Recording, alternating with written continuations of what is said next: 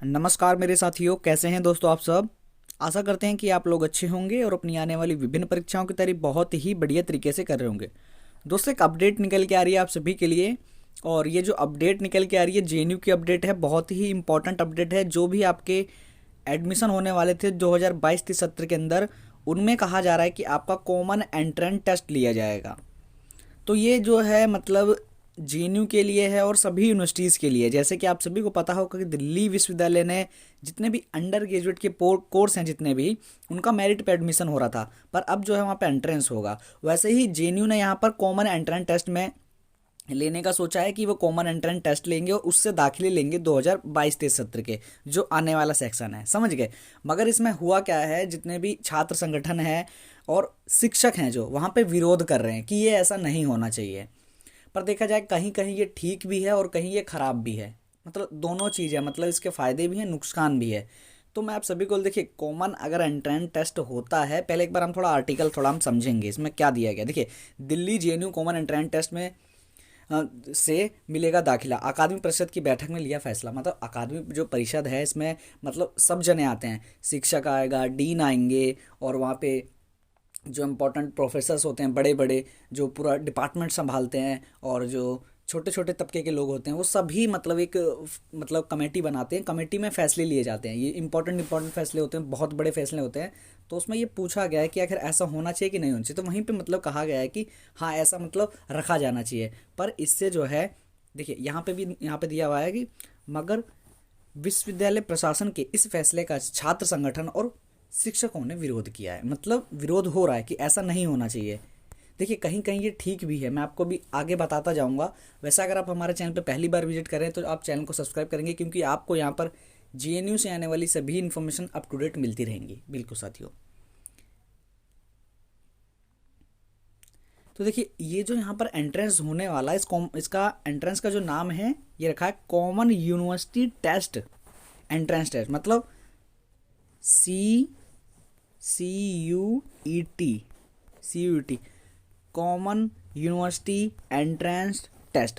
कहने का मतलब है, अगर आप कोई एक स्टूडेंट होता है, अगर वो किसी तैयारी करता है, जैसे एमए हिंदी की तैयारी करता है, तो क्या सोचता है कि मुझे जेएनयू में भी अप्लाई करना है, डीयू में भी अप्लाई करना है, बीएचयू में भी, एएमयू में और जामिया में भी, इन सभी मतलब यूनिवर्सिटी में अप्लाई करना है। तो करते क्या है, मतलब हर किसी के लिए अलग फॉर्म भरते हैं, अलग फीस पेमेंट होती है, तो मतलब काफ़ी बड़ा हो जाता है, पेपर भी अलग अलग होते हैं। पर ये अगर ये CUET आ जाता है, common and common university entrance test, ये आ जाता है, तो आपका एक ही दिन एग्जाम होगा, सभी यूनिवर्सिटीज़ के लिए होगा, एक ही सब्जेक्ट के लिए होगा, फीस भी कम होगी आपकी और टाइम भी बचेगा।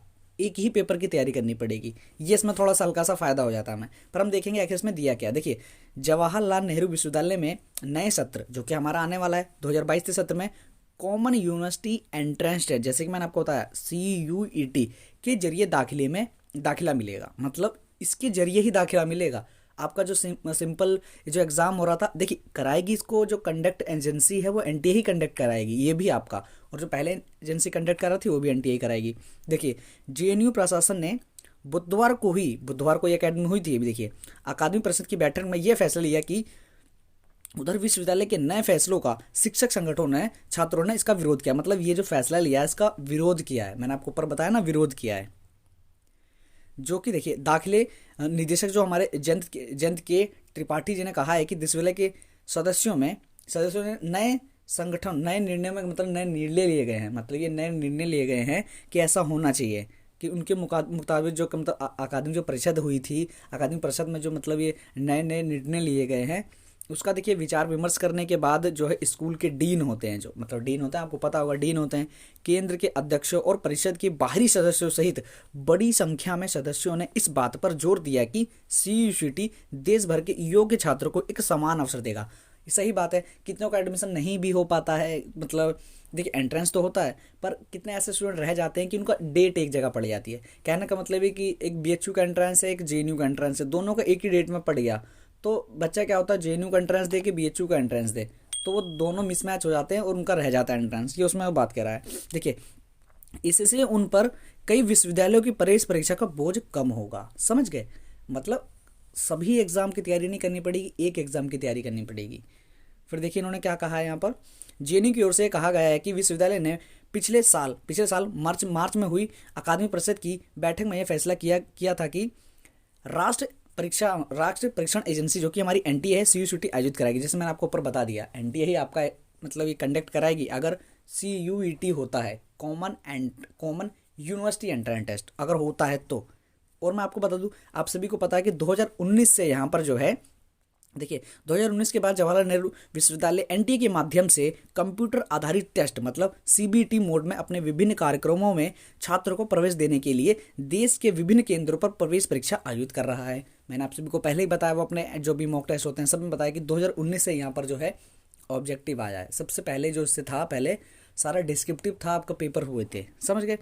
गौरतलब है कि हाल ही में दिल्ली विश्वविद्यालय ने दाखिले की प्रबंध, मैंने आपको पहले बताया, दिल्ली विश्वविद्यालय ने जो है अभी हाल ही में अंडर ग्रेजुएट के जितने भी कोर्स हैं वहाँ पर जो है यही एंट्रेंस टेस्ट लगाने की सोची है। मतलब एंट्रेंस लेंगे, एंट्रेंस के बाद एडमिशन देंगे, क्योंकि मतलब 100% वाले भी एडमिशन ले लेते थे पर 1% कम आ जाता था, जैसे 99% हो गया या 95% तक हो गए। तो वो मतलब बच्चे तो समान है, दोनों समान है, एक 100% वाला भी और एक 95 वाला भी, पर कुछ नंबर की वजह से उसका एक बढ़िया कॉलेज में एडमिशन नहीं हो पा रहा था। पर वो अगर एंट्रेंस देंगे तो उनका जिसमें नाम आएगा वो उसमें एडमिशन लेंगे, दोनों ही उसके लिए एलिजिबल हैं, समझ गए। तो उसी के देखे मतलब छात्र संगठन शिक्षकों ने यहाँ पे विरोध प्रकट किया है।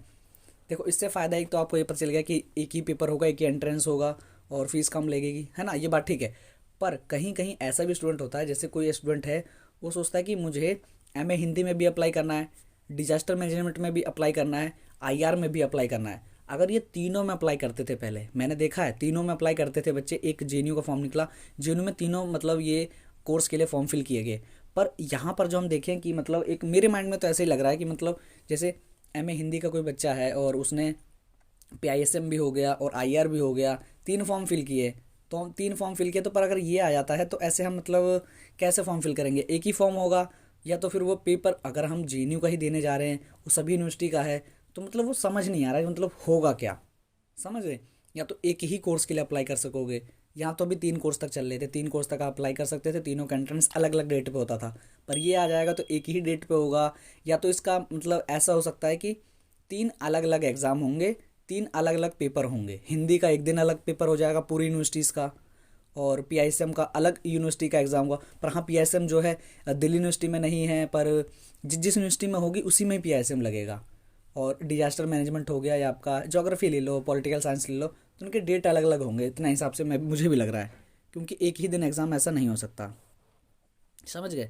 तो बाकी देखिए मैं आप सभी को बता दूं, अभी कोई भी मतलब इस पर निर्णय नहीं लिया गया, मतलब फाइनल डिसीजन नहीं है अभी। मतलब ये एक आया, देखिए अमर उजाला में ये मतलब आया, देखिए ऊपर आपको दिखा रहा होगा, ये अमर उजाला